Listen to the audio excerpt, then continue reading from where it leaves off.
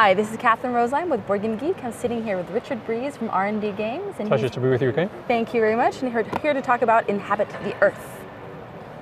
Which is a new game from R&D Games this year. It's a game for 2 to 4 players. And each player is going to create a menagerie of creatures, up to 6 creatures. All right.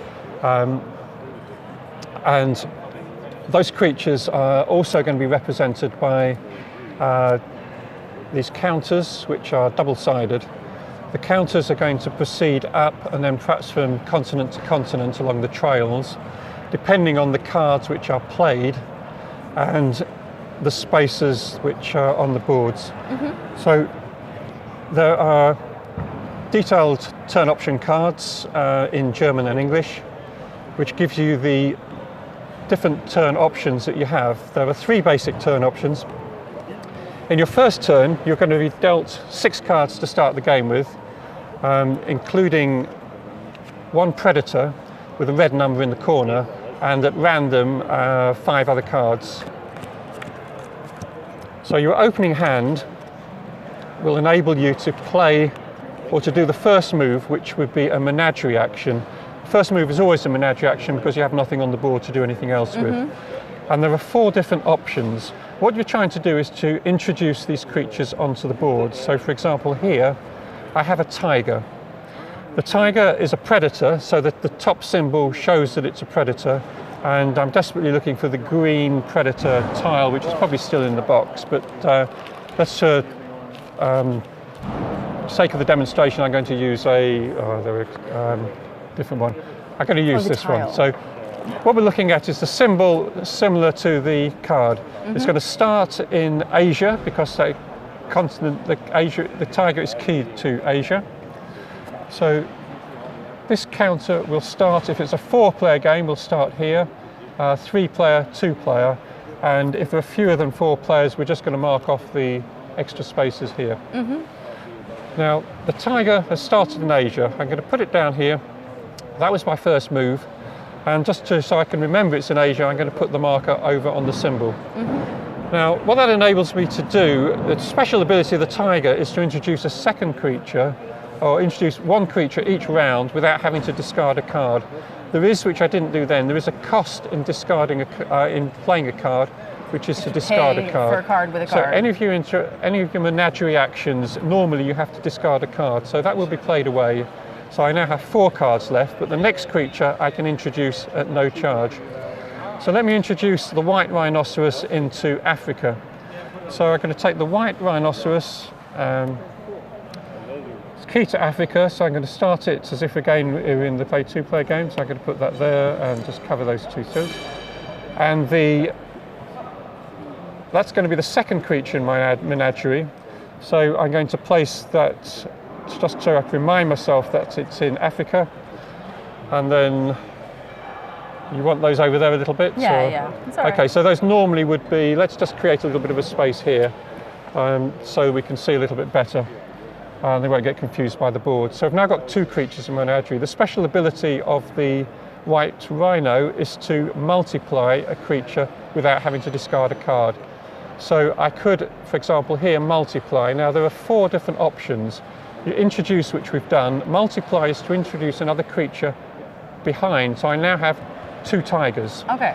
The tigers can move between Asia, migrate from Asia to South America. They can move along both on mountains so you're and adding abilities tropical to forests. the creature. So adding to abilities. I've still got 2 cards left. I could discard one of them and play a 3rd creature. This time I would introduce the Thorny Devil into Australia, but we've actually got rid of Australia at the moment. So that would be my first turn. So my first turn I've done an introduce and a multiply, and I've got 3 creatures onto the board. And so you have this it keeps adding on. So when you've added a creature, you do the special ability, and then you... Yeah, there's a maximum of 6 creatures you can have, and you can never have more creatures than you have different types of creature. So the most cards you could ever have of 1 creature would be 6.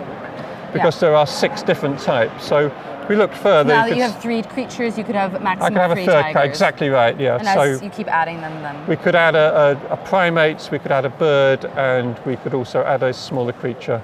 So those are the 6 different kinds. all color-coded With the symbols here that with the different symbols. Now, the other thing that we can do is we can evolve a creature from one type of a creature into another. And again, this is later on, we discarding cards. Evolving would allow you to put a creature on top of another. So it changes a tiger into a cheetah, which is a slightly different ability. Discard a card, you may move all of your creatures that have not already multiplied, adapted or evolved. So it's a different ability. You're trying to key in the abilities, you're trying to key in the terrains and the continents. So for example, this creature now is able to move better in Asia because it's got 2 Asia symbols. I'll come on to that in a moment. And it's got 3 different terrains that it can move into. The last option under Menagerie is to adapt. Now, adapt is particularly interesting, for example, here. It enables you to, you flick the card over, tuck it under. So it's a different type of creature. It's not, doesn't give you another predator. You still only have 3 predators. But it gives you a better ability in Asia, and it also gives you a water icon, which we didn't have previously. Sometimes you're trying to get different icons, sometimes you're trying to get the same, depending on whether you're trying to trigger off frequent moves or move quickly through the boards. As you're moving along, you're also gathering these tokens that are here then? That's exactly right. So when we move, which I'll do in just a moment, but just to take you through the 3 options, so the second option is breeding. Now we've got creatures on the board, you can breed a creature. When you breed it, you flick the token over to this background side, and you can get a number of cards equal to the level, the 3 levels that you're in, plus the number of creatures that you have. So assuming we had a 4th creature there to permit that 4th card, we only have 3 cheetahs. That does not count as a cheetah. No. So we have 1, 2, 3, 4, and we draw from the level that the highest, or we can draw up to the cards from the deck that the highest creature on any board is in. So if there were a creature already in region 2, all players could draw region 2 cards as well as region 1. All right, so that's this time I've got 4 new cards. Now, the third action we've got is movement. So what I'm looking at here are trying to tie in the cards with the cards that I've got on the board. So for example here, I want to move my creatures. I'm going to play a badger. Now the badger will trigger the movement of any creature which has a matching symbol. So you can see, for example, that the predator has got a matching mountain symbol. So I'm going to mark that with one of my own coloured counters to show that that can move this turn. This creature has got a matching Africa symbol, so that creature can move. This creature has got a matching reptile signal, so that can move.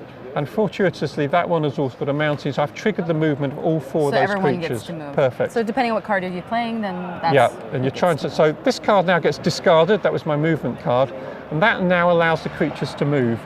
Now the creatures can move along the continent that they're in, or they could migrate to a different continent as their first or their last move. This one could only move to Asia, South America, because it's only got those 2 continents. But because I've got 3 Asia symbols, it's going to move quite quickly in Asia. So I think it's probably worth leaving it in Asia. So the movement here would be, first of all, I've got to marry the symbols. So this is a tropical forest. Always use the terrains first if you can. So tropical forest allows me to move to this because it's a tropical forest. And you just mark off what you've already used. Exactly. So this enables me to flip the counter over, so I can now breed from it for a second time. I don't have a grassland symbol, but I do have 3 Asias. So whichever continent you're in, you're always going to be able to move at least once because you'll always have a matching symbol for the continent. So this enables me now to move to Asia. I'm going to mark that so I can remember. You don't have to do that, but I just find it helps when you're trying to remember what you've done. We've also got a water, so we can go to here.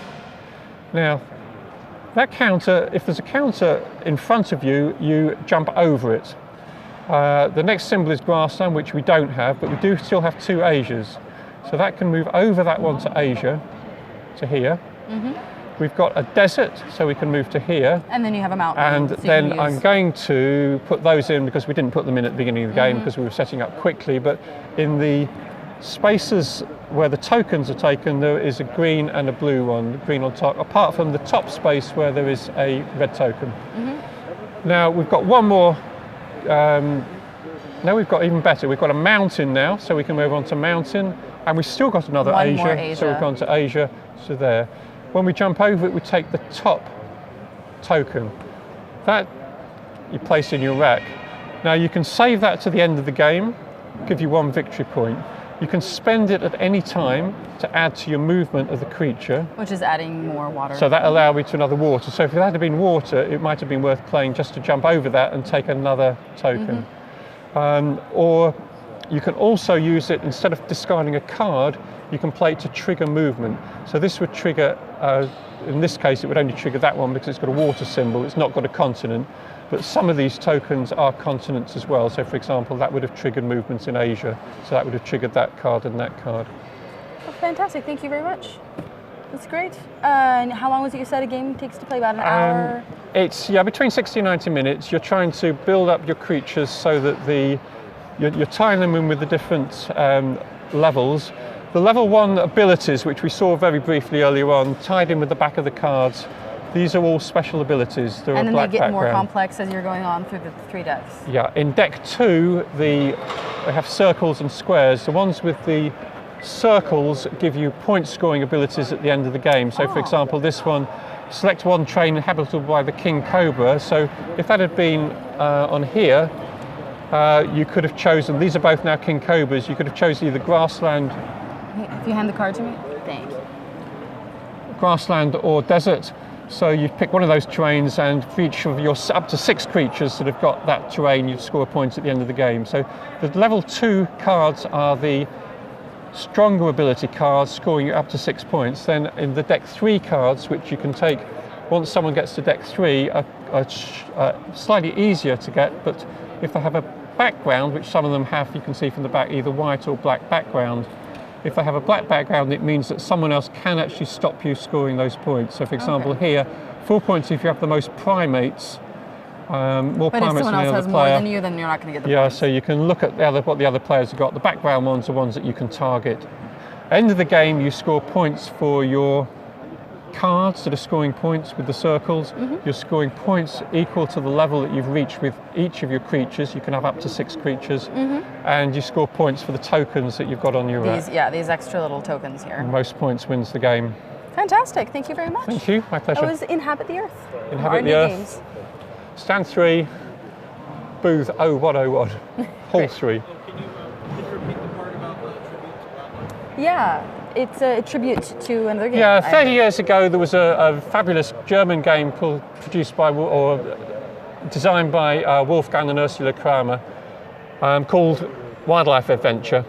And there is a similar cover which I actually got a small image of on the side of the box here, so you might just be able to pick it up there. There's like just on the top that. here. Yeah. So this is the same image, and it's 30 years old today. It's more of a family game. This is a little bit tricky. The cover. The cover. There we go. So it's a little bit. My sister's got quite an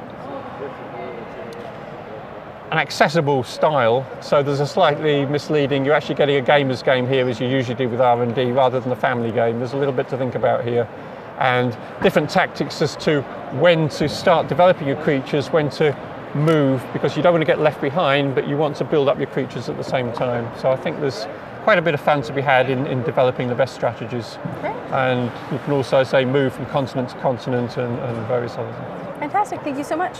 Thank you. Inhabit the Earth. And hope you enjoy the game. Thank you. Thank you.